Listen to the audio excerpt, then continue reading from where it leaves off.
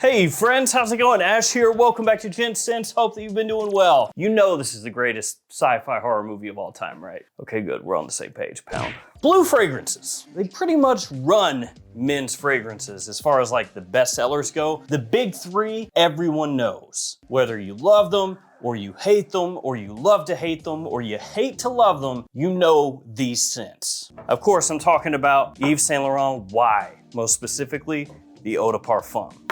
Bleu de Chanel, and of course, Johnny Depp's Dior Sauvage, the Johnny Depp special. These three right here are just like the three horsemen of the blue fragrance apocalypse. If you go somewhere with lots of guys where you're gonna be smelling fragrances, you know you're gonna be getting a whiff of some of these. But these are not the only blue fragrances out there that smell great. Nah, there are lots of others. Blue fragrances that are pretty much completely under the radar to your average Joe, and that's what we're talking about today. Scents that still work in just about any situation, but that are not as popular or well known as these. Not that there's anything wrong with being popular, I guess. So yeah, blue fragrances, that's what's on the menu. But you know what else is?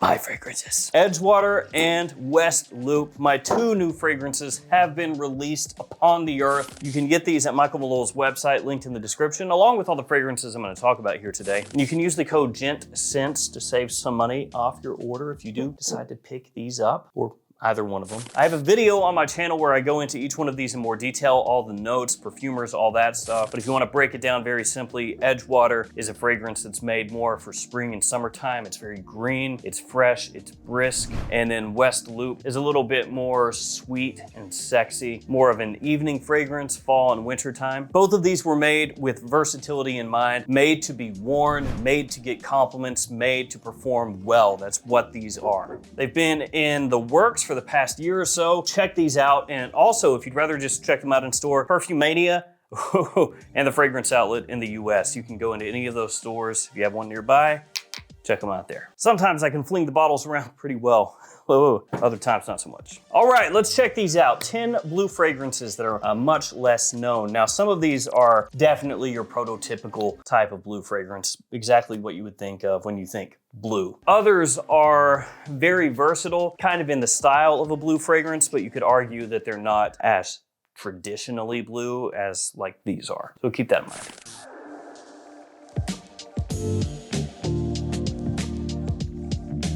And I need some tester strips. Oh my gosh, it's a catastrophe. I just dropped all of them. Let's kick it off. The first fragrance is one that most of you will probably recognize if you've been around fragrances for a little while. It is LOMAS Rus, and this one really affordable from discounters as well, so that's another positive. In typical blue fragrance fashion, it's very versatile, made to be worn pretty much anywhere, anytime. Very nice and fresh. The quality is very good as well for that low price point. Has some interesting notes off the top, including juniper and pineapple and blood orange. I think technically juniper is a mid note, but who cares? You can smell it right away. Also have some green cardamom in here, tonka as it dries down. Great everyday type of scent, good casual fragrance, nice to the office as well. It has some faint similarities to Dolce & Gabbana's K to me, but it does smell better than K in my opinion. So starting off strong, I feel like. This one, a great bang for the buck. Let's follow that one up with English Laundry's Riviera. I kind of almost chucked it just now. This has a little bit of a similarity to Yves Saint Laurent's L'Homme, so kind of in that style. So this one you can find at discounters, typically around 25 to 30 bucks. I have seen English Laundry fragrances pop up at my local TJ Maxx also, but most of the times when I see those nowadays, it's just the bottle. Doesn't even have the box anymore. Kind of interesting, because usually those are just the most awful fragrances, the ones you see at TJ Maxx where they don't even bother. They just like slap the price sticker right on the front and throw it out there. Like, who cares if you steal it? I don't even mind, man. Who cares? Just take it. So you'll see English Laundry fragrances like that at TJ Maxx sometimes. This one though, very good. Like I said, similar to YSL L'Homme, has a nice citrus opening, kind of a creamy citrus. Tonka, woods, lavender, very clean, fresh, easy wearing. It's solid. Again, for the price, great stuff. And honestly, English laundry in general has some pretty solid fragrances when you consider how cheap they are. There was a time period, brief, but there was a time period where this house was getting a bit of hype because you could find them for about 20 bucks. And again, good for the price. The next one is from Michael Malul. Obviously, I'm biased. I work with Michael Malul. You see these right here? All these? Those are all done in collaboration with Michael Malul. But they have released a new one that I think is very nice, and it's this one, Sea and Zephyr. And actually the perfumer of this one, Richard Herbaum, he's the same perfumer who did Edgewater. So yeah, I didn't even know that he was working on this though. It came out and they sent it to me after it was done, and I was just like, what? I didn't even know this is a thing, man, what?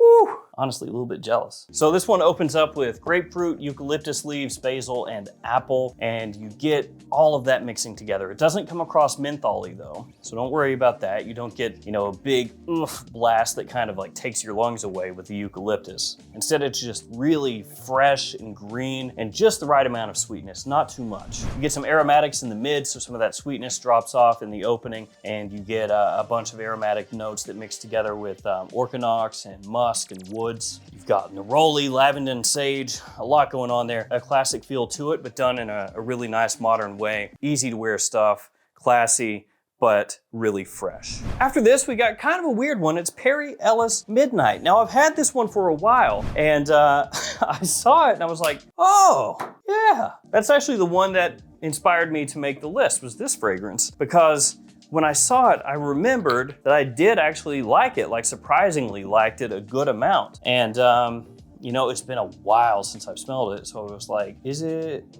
good? Like, am I remembering correctly that I liked it? I sprayed it on, and yeah, it's surprisingly really, really solid, actually. It smells like a blue fragrance take on Stronger With You, something kind of like that. It's not super close to Stronger With You, but if you could imagine that fragrance losing some of the gourmandy warmth and instead getting some like fresher sweetness, that's pretty much what this smells like. Super wearable, smells really nice, and to top it off, pretty cheap. As of this video, which in the future, that could be completely different, but as of this video, Perry Ellis themselves are selling it for like $35. That is stupid cheap, because you get a lot of wearability here. This stuff is really nice, much better than you would expect. Even at full retail, I think it's like 80 bucks. I checked some of the discounters that I would typically shop at, and none of them had it. So kind of a missed opportunity, I feel like. This stuff flew right under the radar. I own the stuff, I wore the stuff, and still it flew under my radar. So Perry Ellis Midnight, this guy right here, absolutely a bit of a hidden gem. Now this next one, I love the opening so much. It's Tiffany Co Tiffany in Love for Him. The only drawback for this one, I feel like, is the performance is not amazing. It's not a really strong fragrance, but it smells really good. Presentation is nice. Cap is kind of like chintzy feeling, it's a little bit lightweight, but the bottle itself looks good. The atomizer is fantastic. Look at that, really nice. Yeah, that opening is just spot on. Almost makes me think that during the creation of this, that whoever was deciding, okay, it's go time, it's ready, it's good to go, if they were just like, having it sprayed, like I just did, I can't even hold it, like I just did, and then they went, yep, that's it, pack it up, we are done. And then somebody was like, do you want to wait and check like the performance, the dry down, anything? And they just went, nope, that smells perfect. Don't need anything else. Like the opening, it is good. Fire. It's that classic combo, citrus plus ginger. And here the citrus is mandarin orange. A little bit different than your typical grapefruit plus ginger, but still really good. And there's some fresh cardamom off the top as well here. As it dries down, becomes a woody, clean, fresh type of fragrance, modern smelling, absolutely. The main drawback is the performance is not great. You can look past that. I mean, you can spray heavily, of course, spray on your clothing and get a little more out of it. That's what I would suggest. And it doesn't at all smell bad, and the dry down still smells really good, but the opening is great. That's what I love about this one. I could docket points for the performance. I could maybe docket points for not being as interesting in the dry down. Still serviceable, still smells nice. People are still gonna like it, but just when a fragrance starts off that good with the opening, because I really think it does smell amazing in the opening, nowhere to go but down. After that, we have the new Arof Club de Nuit private key to my life. It's kind of a Club de Nuit because it says it twice on the bottle and then on the box as well. Once right here, Club de Nuit, once right there, Club de Nuit. But then ultimately, it doesn't really have anything in common with the Club de Nuit line. The bottle is different, and from everything I've heard, this is Arof trying to do their own fragrances, not directly copying something else out there. That's not to say that there aren't maybe some similarities to other things, similar in style, maybe a little bit, but it's not a one-to-one, I guess you could say. So this one opens up vaguely reminiscent of things like Hassavat or Moresque Sahara Blue or Venetian Blue from Merchant of Venice, things along those lines, you know, citrusy, fresh, zingy, woodsy kind of takes on the Ventus style. So it doesn't smell like a Ventus because Ventus, of course, is more of that pineapple off the top, birch, vanilla, currant, things like that. This is more citrusy, fresh, woodsy, a little fresh spicy off the top. As it dries down, it gets a little bit closer to maybe some other designer blue fragrances in a way, but on the whole, this is really an outstanding blue fragrance. It's an extrait de parfum. The performance is good. The quality is good. It is kind of interesting. It changes from the opening into the mid into the dry down. So there's a lot to like about it. The negatives are it's an Arof. So for some people, you know, that name itself is gonna be a turn off. You know, they're gonna see Arof and be like, I'm not interested. And then the price point. At retail, I thought it was like $175. I think it's actually $150 is what they have it marked at on Aromof's website. You can find it as of this video about $80 at Fragrance Buy. That's a lot better obviously than $150 or higher, but still at $80, a lot of people are gonna balk at that as well and say, oh, it's too much for an Arof. But I do think, in spite of all that, really solid blue fragrance. Now one from Michel Jarmain. It's Sexual Paris Tendre, or is it Sexual Paris Tendre? So this is one that you may have heard of because of the name Sexual. You know, it kind of grabs attention, maybe not for the greatest of reasons. And then the bottle, quite unique, as long as you don't know about Halston. I mean, it is kind of Halston-y looking, but yeah, outside of Halston, if they didn't exist, right? So the name is a bit cringe. I agree with you. You know, somebody comes up to you and they ask you, what are you wearing? And you're like, Sexual. They're just gonna go, right, somebody's a little try hard over here. Sexual. Oh, whoa, look out for this guy. He's coming for your women. Sex Panther over here, you know? It is a little cringy. I don't know. I hate the name so much. The fragrance is solid.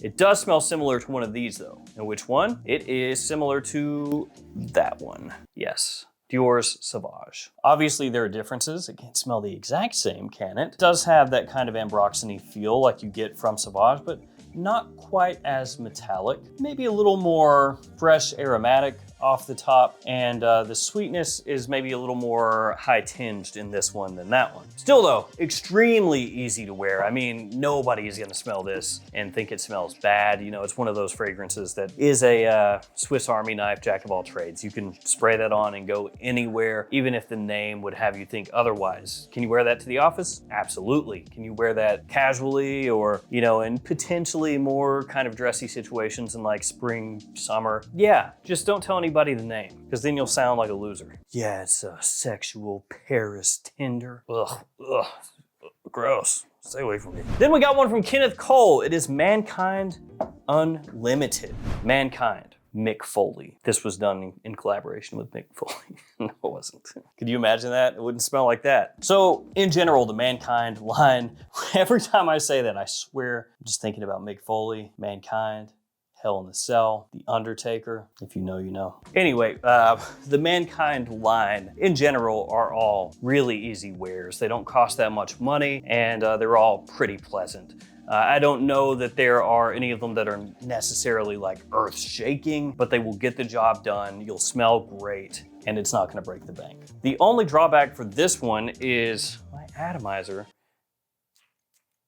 sucks. I have other Mankind bottles that are not that rough, but this one, the atomizer is just pathetic. So the fragrance itself, another aromatic freshie. Not too sweet, just a little hint of it in there. You've got like a C note in there. You have clary sage, you know, all the the common tropes. Juniper, cardamom, pepper, a little orange in there. So you get something that, like I said, is just really easy wearing. It's got a little classiness to it because it doesn't go overboard with the sweetness. You know, it doesn't come across bubblegummy or anything like that. Presentation looks nice and clean. I like the little orange accent, this little rubber kind of like Lance Armstrong looking deal that runs down the side, like those little bracelets or whatever. Live strong, take steroids.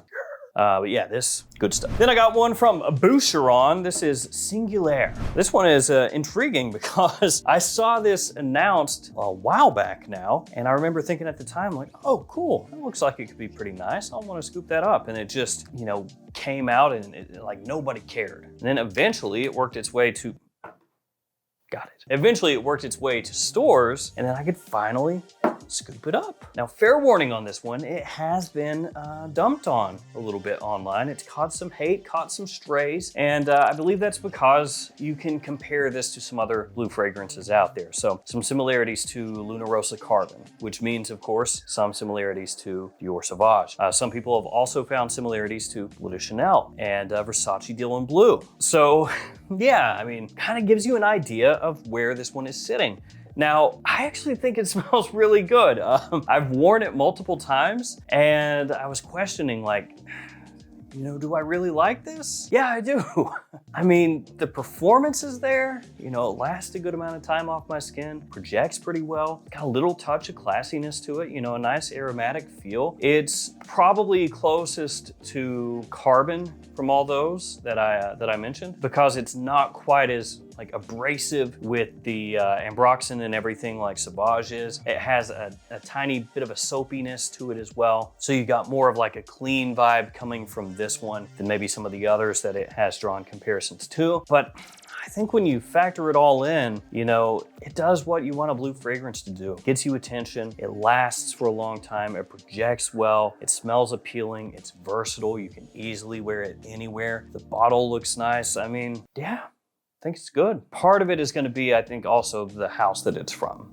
So this house does have some great fragrances that are nowhere near this, okay? Nowhere near the blue fragrance spectrum. And so it's one of those deals where, you know, like if Guerlain, for example, came out with a fragrance that smelled kind of in the vein of Sauvage, people would be like, what the F? Like, how can you do this to us? Kind of like that here, I think is also what happened. Last, we have Tommy Bahama's Maritime Deep Blue. Now, Tommy Bahama's got some nice looking bottles. I like these. These look cool, man. I've got a bunch of different fragrances from the Maritime line. I think they all look good. Now, this is Tommy Bahama, so that means performance is not amazing. This is, though, an eau de cologne. So yeah, it's one of those deals, man. You would think Tommy Bahama could hook us up with at least like an eau de toilette here, but eau de cologne spray.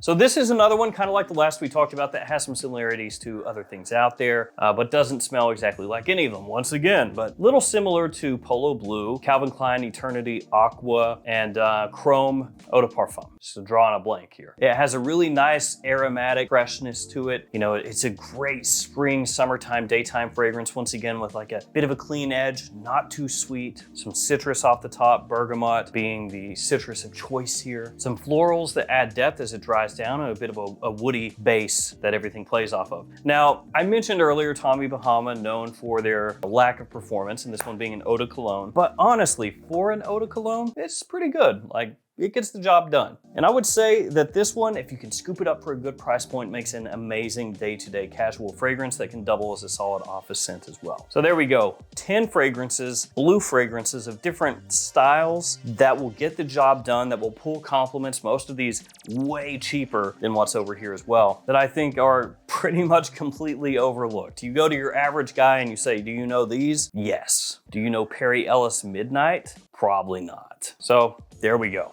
Thank you guys for hanging with me. Stay safe out there, and I'll see you tomorrow with another fragrance video. I'll see you guys later.